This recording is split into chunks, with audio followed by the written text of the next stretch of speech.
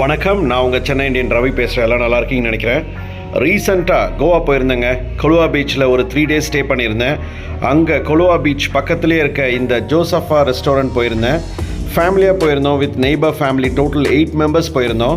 லஞ்சுக்கு இந்த இடத்துல ட்ரை பண்ணோங்க. வெஜ் பிரியாணி, அப்புறம் chicken biryani, curd rice, chicken lollipop, gobi Manchurian எல்லாம் சாப்பிட்டோங்க. நம்ம சவுத் இந்தியன் ஃபுட் கிடைக்கிறது ரொம்ப கஷ்டம். இந்த இடத்துல பரவாயில்லன்னு சொல்லலாம். டோட்டலாக 2200 ஆச்சு பில்லு.